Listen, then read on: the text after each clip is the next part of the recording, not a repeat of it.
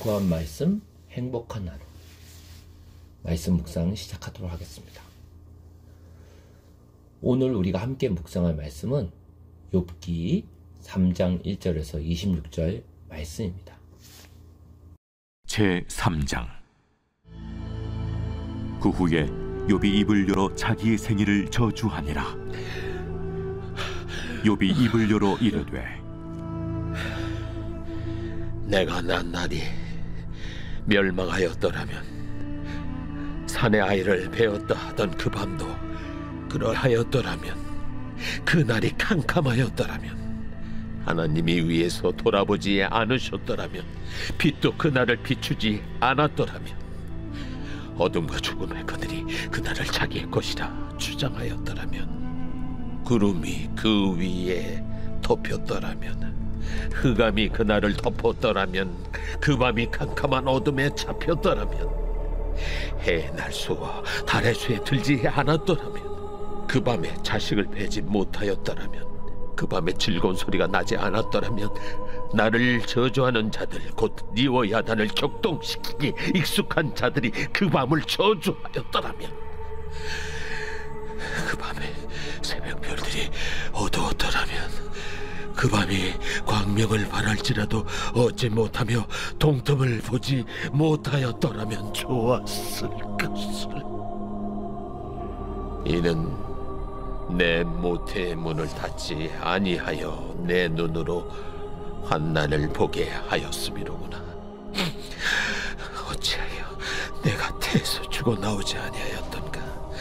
어찌하여 내 어머니가 해산할 때 내가 숨지지 아니하였던가? 어찌하여 무릎이 나를 받았던가? 어찌하여 내가 젖을 빨았던가? 그렇지 아니하였던들 이제는 내가 평안히 누워서 자고 쉬었을 것이니, 자기를 위하여 폐허를 일으킨 세상 임금들과 모사들과 함께 있었을 것이요, 혹시 금을 가지며 은으로 집을 채운 고관들과 함께 있었을 것이며, 또는 낙태되어 땅에 묻힌 아이처럼 나는 존재하지 않았겠고 빛을 보지 못한 아이들 같았을 것이다. 거기서는 악한 자가 소요를 그치며, 거기서는 피곤한 자가 쉼을 얻으며, 거기서는 갇힌 자가 다 함께 평안히 있어 감독자의 호통 소리를 듣지 아니하며, 거기서는 작은 자와 큰 자가 함께 있고 종이 상전에게서 놓이느니라. 어찌하여 고난당하는 자에게 빛을 주셨으며 마음이 아픈 자에게 생명을 주셨는고? 이러한 자는 죽기를 바라도 오지 아니하니, 땅을 파고 숨긴 보배를 찾음보다 죽음을 구하는 것을 더하 무덤을 찾아 얻으면 심히 기뻐하고 즐거워하나니, 하나님에게 둘러싸여 길이 아득한 사람에게 어찌하여 빛을 주셨는고? 나는 음식 앞에서도 탄식이 나며, 내가 앓는 소리는 물이 쏟아지는 소리 같구나. 내가 두려워하는 그것이 내게 임하고, 내가 무서워하는 그것이 내 몸에 미쳤구나. 나에게는 평온도 없고 안일도 없고 휴식도 없고 다만 불안만이 있구나.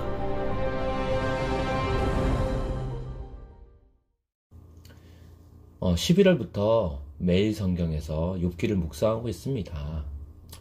욥기는 악과 고통에 대한 책이라고 보통 생각하는데, 주제가 악과 고통이 아니라 하나님의 주권에 대한 책이죠. 우리가 어떤 상황 속에서 모든 것에 대한 이유를 다 알 수는 없지만, 어떤 상황에서도 그 하나님의 주되심을 인정하는가, 그걸 묻고 있는 책이 바로 욥기라고 볼 수 있습니다. 욥기 1장에서 2장 말씀을 보면 욥의 자녀들이 한꺼번에 죽고 모든 재산이 순식간에 사라집니다. 이 정도쯤 되면 누구라도 원망과 불평이 나올 수밖에 없죠. 그리고 나서 오늘 우리가 함께 보게 된 욥기 3장의 1절에서 13절 말씀 보면, 드디어 입을 열게 된 욥이 처음에 말하는 이야기가 뭐냐면, 하나님을 저주하는 대신 자기의 생일을 저주하죠. 뭐라고 말하냐면, 욥은 자신이 태어나지 않았으면 좋았을 걸. 차라리 모태에서 숨이 끊어졌다면 이런 고통을 겪지 않았을 것이라 말합니다. 왜 그렇게 말할까요? 사는 것보다 죽는 것이 낫다는 생각 때문이죠. 그게 바로 14에서 19절 말씀입니다. 죽음은 모든 것을 평등하게 만든다. 왕이든 고관 백작이든 또 신분의 고하를 막론하고 누구든 간에 모태에서 죽은 아이나 매 한 가지로 잠들어 쉬고 악한 사람들이 소란을 피우지 못하고 삶에 지친 사람도 편히 쉬게 된다. 갇힌 사람과 노예가 평화를 누리고 낮은 자와 높은 자의 구별도 없는 곳, 그게 바로 죽음이라는 거예요. 죽음 앞에서 모든 사람이 다 평등하다는 겁니다. 그리고 20에서 26절 말씀을 보면 욥이 비참한 자신의 현실 속에서 고민하다가 인생이 고난이라면 죽음이야말로 이 고통의 인생을 끝내는 길이라는 결론을 말하는 거죠. 생각이 여기까지 미치다 보니까 하나님이 인생에게 생명을 주시고 고난도 함께 주신 것을 원망하게 되죠. 그래서 평화도 없고 안식도 없고 슬픔과 고통의 신음과 두려움만 남은 자기 삶이 원망스럽기만 한 겁니다. 그래서 결론이 뭐다? 차라리 죽는 게 낫다. 내 존재가 사라지는 게 낫다는 겁니다.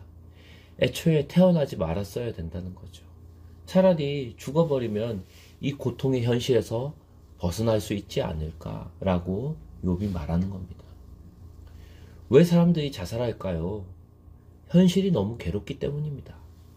그래서 우리 사회도 점점 각박해지고 우울해지고 힘들어지면 삶이 절망스럽고 두려워서 차라리 죽음으로 도망치는 분들이 늘어나게 된다는 거죠. 실제로 OECD 국가들 중에 자살률이 제일 높은 나라 중에 하나가 어느 나라일까요? 바로 우리나라 대한민국입니다. 그렇다면 이런 우울하고 고통스러운 인생을 살아가는 사람들에게 교회는 어떤 희망의 메시지를 줄 수 있을까요? 그게 바로 복음입니다. 복음은 죽음이 끝이 아니라고 말합니다. 부활이 있고 안식이 있고 영생이 있다는 거죠. 그리고 사랑하는 이들을 잃고 고통과 죄책감과 실패와 자기 연민 속에 갇혀 산 이들에게 그들을 다시 만날 수 있다는 희망을 줍니다. 그리고 이제는 하나님의 사랑 안에서 우리가 받아들여졌다는, 우리가 온 우주의 상속자라는 완전한 회복과 소망을 복음은 준다는 거죠. 그래서 세상이 힘들어지고 괴로워지면 질수록 복음은 더 존재감을 드러냅니다. 소망이 없어지면 없어질수록, 어두워지면 어두워질수록 빛은 더 밝게 드러나는 거죠.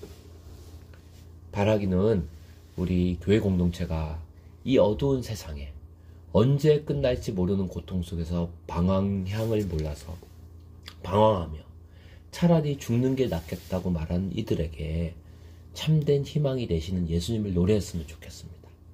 그래서 그들의 손을 잡고 정말로 복음의 앞으로, 그 소망 앞으로 나아가는 그런 회복의 노래를 부르는 한 주가 되기를 주님의 이름으로 축원합니다.